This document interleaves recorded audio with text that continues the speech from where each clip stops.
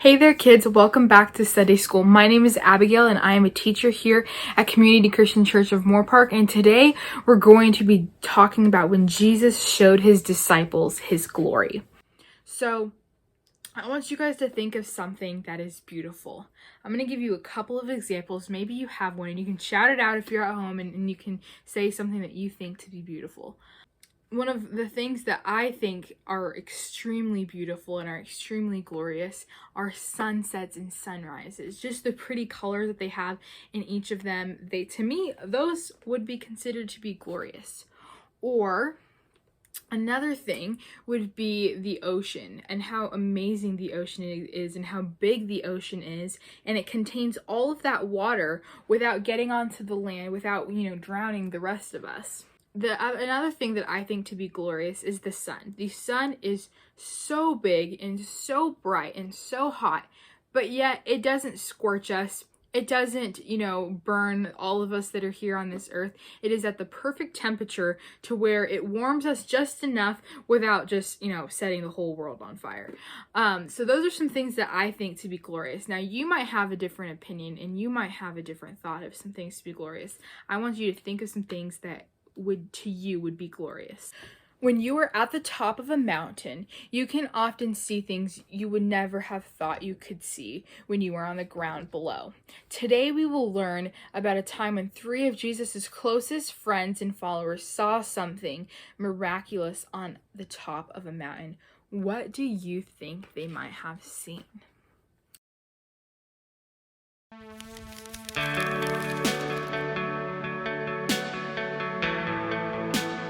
One day, Jesus led 3 of his disciples, Peter, James, and John, up on a high mountain to pray. The disciples fell fast asleep. As Jesus prayed, his appearance suddenly changed. His face was shining like the sun, and his clothes were as white as the light. The disciples woke up and saw Moses and Elijah talking with Jesus. Peter said, "Lord, it is good for us to be here. If you want, I will set up 3 tents here, one for you, one for Moses, and one for Elijah." While Peter was still speaking, a bright cloud suddenly covered them. A voice from the cloud said, "This is my beloved Son, with whom I am well pleased. Listen to him." The disciples heard this and fell face down. They were terrified. Jesus came up and touched them. "Get up," he said. "Don't be afraid." When the disciples looked up, they did not see Moses or Elijah anymore. They only saw Jesus. As they were coming down the mountain, Jesus said to them, "Don't tell anyone what you saw until the Son of Man is raised from the dead." The disciples did not tell anyone, but they wondered what Jesus meant.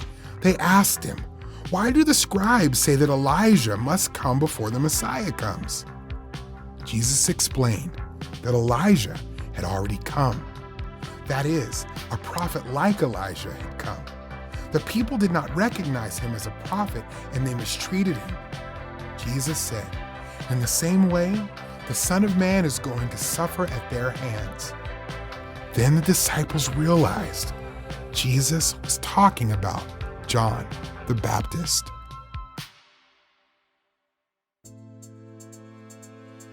Jesus showed his glory to Peter, James, and John. Jesus said he would die, rise from the dead, and return to heaven. One day, Jesus will come back to earth in his glory to make all things new.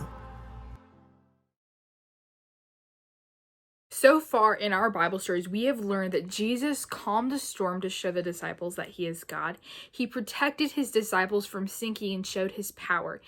We also talked about the time when Jesus miraculously fed a crowd with 5 loaves and 2 fish. Again, Jesus was showing compassion on the hungry people and proving that he is God. When another storm put the disciples in danger, Jesus showed he is God by walking on water. They all worshiped him and glorified God after that. And this week, we learned that Jesus showed his glory to the disciples. All right, kids, and now we're going to go ahead and listen to what Pastor Brian has to say.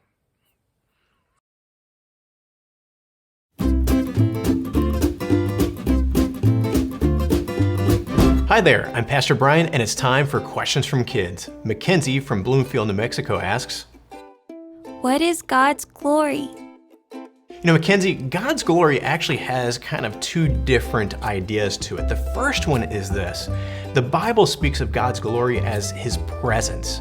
It's often described as a bright light, a brilliant light. I think of Moses back in the book of Exodus where he asks to see God's glory, and God shows him just this bright light and so forth. And Moses, when he comes off of the mountain after getting the Ten Commandments, the Bible says his face shone brightly. Moses' face shone brightly because he was in the presence of God, and it was God's glory being revealed through him. And so that's one aspect. But the greater aspect is this. It's just basically who God is. God's glory is His character. It's how great He is. That's what glory means, this brilliance. That's why bright light is often used as the Bible to describe it, because God, who He is so great, so brilliant. And so we think about God's characteristics, His attributes. We think about how loving He is, how gracious He is, how merciful, how just He is. And we think about these different attributes and who He is, how He acts, and it helps us understand who He is, and we love Him because of it. Here's the thing. When we encounter God's glory, the result should be that we should be in awe of God. We should be drawn to Him and think, man, you are amazing, God. And then what we want to do is we want to share God with others so that they can reach the same conclusion. That's what it means when we glorify God. We don't add anything to Him. We simply share Him with others so that they can join in sitting or staying in awe of God and saying, man, God is fantastic. He's amazing. And we recognize God for who He is, our greatest treasure, our greatest joy. So really, God's glory is about that. It's about who He is, what He's done, and how amazing He is. So a question for you is this: how can we show others God's glory by how we live?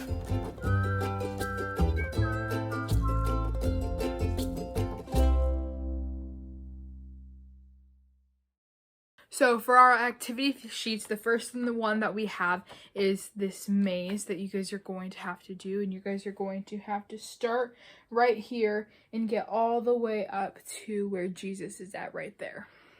And on the back side, you guys have a coloring page of the disciples and Moses, Jesus, and Elisha.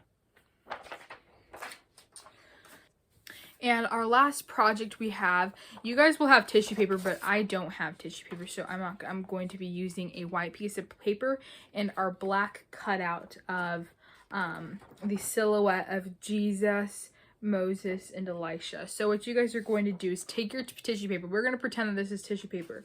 And we are going to line it up on the back side so it'll look like this. And then we are going to tape it down. So I'm going to grab some tape right here.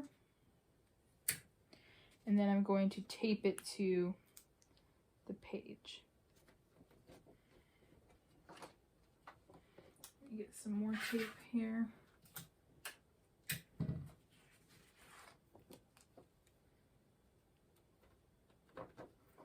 Another piece. You guys can do as much tape as you want if your parents are okay with it.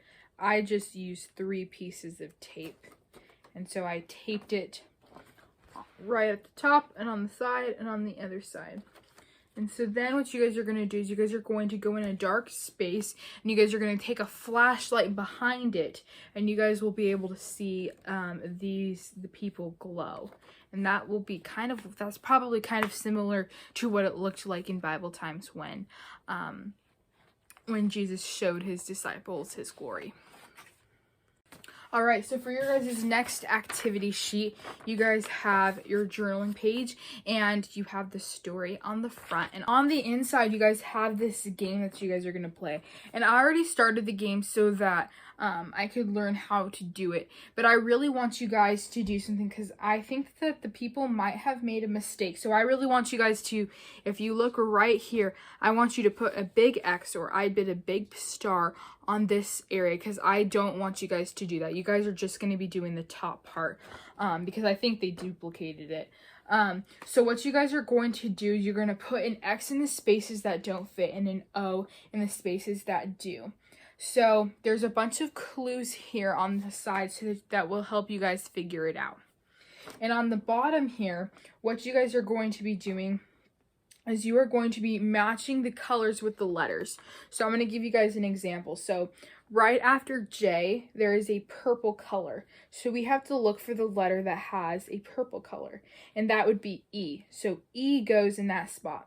And the next one is orange, and we have to look for a color that has that orangish yellow color, and that the S has the orangish color, so that goes in that next blank. Alrighty there, kids. I hope that you guys all have fun doing all of those activities, and I hope you guys all have a great week, and I will see you guys all next week for another week of Sunday school. Bye, kids.